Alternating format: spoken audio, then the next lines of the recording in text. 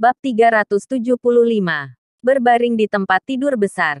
Saat ini masyarakat semakin terbuka. Gay tidak hanya berwajah putih kecil, tetapi juga banyak pria kekar yang suka berolahraga seperti ini. Semakin besar badan mereka semakin suka bermain. Melihat ketiga pria berotot itu menggoda, Nathan merasa seperti akan memuntahkan makanan yang dia makan. Kirana juga sama. Sekujur tubuhnya merinding. Suamiku. Ayo cepat makan. Kita pergi setelah makan. Kirana berbisik. Oke. Keduanya segera mempercepat makan mereka. Setelah makan, Kirana merasa sangat mengantuk. Sesampainya di kamar, langsung tertidur. Rupanya obat itu bereaksi. Namun, ramuan ini tidak memiliki efek pada Nathan. Dia duduk di sofa dan menunggu. Saat ini, Arion di kantor tidak tahan lagi. Dia menunggu setengah jam lagi untuk bertindak. Saat itu efek obat sudah bereaksi. Dia berjingkat ke kamar Nathan. Dia membunyikan bel pintu terlebih dahulu. Tidak ada jawaban untuk waktu yang lama. Dia mengetuk pintu lagi. Tetapi tidak ada jawaban. Akhirnya, dia mengeluarkan kartu kamar, membuka pintu dan diam-diam masuk ke kamar. Setelah dia menyalakan lampu, melihat Kirana berbaring di tempat tidur, dia segera bernafsu. Oh iya, di mana Nathan? Arion tidak melihat Nathan. Segera mencari kemana-mana. Bang! Tepat saat itu, dia tiba-tiba dipukul. Matanya menjadi gelap kemudian pingsan. Nathan berdiri di belakangnya. Setelah dia selesai merokok, dia menyeret Arion ke kamar tamu lain. Kemudian membunyikan bel pintu. Ruangan ini ditempati oleh tiga pria gay yang mereka lihat sebelumnya. Mendengar ketukan pintu dan mereka segera membukanya. Setelah pintu dibuka, tidak ada seorang pun di luar.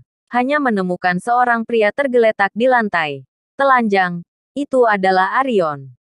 Melihat Arion, ketiga pria berotot itu saling memandang dengan senyum yang sangat cabul. Ketiga pria berotot itu membawa Arion ke dalam ruangan bersama-sama. Malam itu, kamar-kamar di sekitar ruangan ini bisa mendengar jeritan kejam yang samar. Semua orang hanya mengira ada yang sedang menonton film horor di sebelah dan tidak peduli. Beberapa anggota staf resor berkumpul dan berkata sambil tertawa, Tuan Arion pergi untuk melakukan hal buruk lagi malam ini. Ya, sepertinya itu putri dari teman ayahnya. Dia terlihat sangat cantik, seperti bidadari. Tuan Arion sedang menikmatinya. Aku melihatnya menyelinap masuk ke kamarnya. Malam itu, Arion seperti kesurupan. Sepertinya mimpi tapi juga seperti nyata. Dia seperti sedang digagahi oleh tiga pria berotot. Sekujur tubuhnya sakit. Dini hari berikutnya, Arion perlahan membuka matanya ketika ada rasa sakit yang membakar di pantatnya. Menyadari dirinya berbaring di tempat tidur besar. Kalau begitu seharusnya aku sudah meniduri Kirana tadi malam. Memikirkan hal ini, Arion sangat senang. Akhirnya bisa meniduri bidadari yang dia impikan. Tapi sepertinya dia tidak mengingat apapun. Arion mengusap kepalanya yang bengkak. Segera setelah itu, dia merasa lemas, seperti kelelahan. Dia bahkan merasakan sakit yang luar biasa di mulut, leher, lengan, pantatnya, seolah-olah akan robek. Tidak tahu apa yang terjadi. Mungkinkah Kirana sangat gila tadi malam? Pikir Arion. Dia membuka matanya lagi, mencoba melihat dengan jelas, mengerakkan lengan ke samping. Benar saja, dia menyentuh tubuh manusia, tetapi rasanya sangat keras. Seperti batu. Saat berikutnya, Arion melihat dengan jelas ketiga pria yang berbaring di sampingnya. Dia tercengang.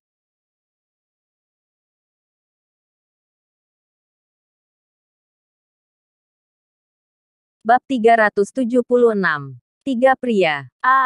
Arion menjerit keras. Seperti mengoyakkan atap. Bagaimana dia bisa tidur dengan tiga pria? Dalam keadaan telanjang, apa yang telah terjadi? Adakah yang bisa memberi tahuku apa yang terjadi? Arion hampir runtuh. Jeritan itu membangunkan ketiga pria berotot itu. Mereka bertiga menatap Arion dengan mata menyipit, dan berkata sambil tersenyum, Sayang, kamu sudah bangun. Hoek, mendengar panggilan dari ketiganya, Arion hampir memuntahkan makanan semalam. Terlalu menjijikkan. Arion buru-buru melompat turun dari tempat tidur dan menatap mereka bertiga dengan was-was. Siapa kalian? Mengapa kalian ada di sini? Kamu sendiri yang datang ke kamar kami. Sayang, bahkan tidak memakai baju. Sekarang setelah kamu selesai menikmatinya, kamu tidak mengenali kami lagi. Dasar lelaki brengsek. Titik titik titik titik titik. Melihat tingkah mereka bertiga, Arion hampir gila. Apa yang terjadi padanya dan ketiga orang ini? Harus cepat pergi. Arion buru-buru membungkus dirinya dengan selimut untuk pergi. Tetapi dihentikan mereka. Sayang, apa kami membiarkanmu pergi? Apa yang akan kalian lakukan? Aku akan menghajar kalian. Arion menahan rasa sakit di tubuhnya dan memperingatkan. Sayang, kenapa kamu tidak melihat dulu apa yang terjadi tadi malam? Seorang pria menyerahkan kamera ke Arion. Memperlihatkan konten cabul di dalamnya. Arion benar-benar ingin mati. Dia digagahi oleh tiga pria. Ah, aku mati saja. Arion hampir gila. Nathan, pasti Nathan yang menjebaknya. Aku tidak akan memaafkanmu.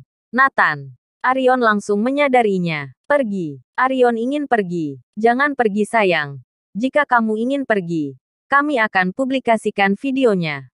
Tiga pria itu mengancam. Arion ketakutan setengah mati. Jika video ini dirilis, dia benar-benar tidak bisa hidup lagi.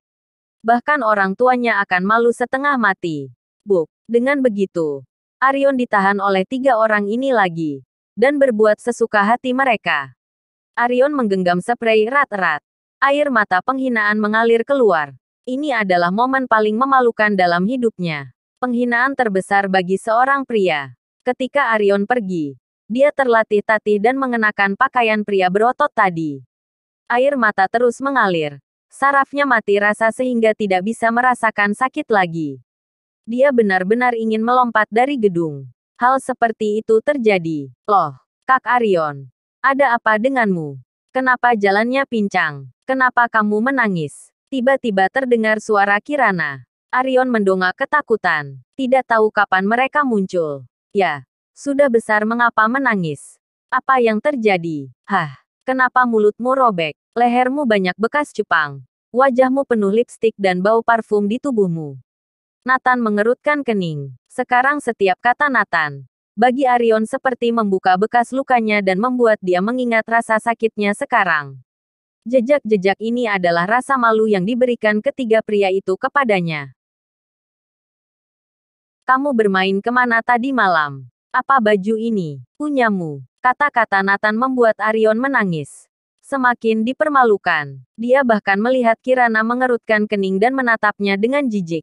Berakhir. Sudah berakhir sekarang. Sosoknya di depan sang bidadari telah hilang. Nathan tiba-tiba mendekatinya dan mengendus. Lalu berkata kepada Kirana. Apa kamu menciumnya? Istriku. Bau di tubuhnya sama persis dengan bau pada tiga pria gay yang kita temui tadi malam.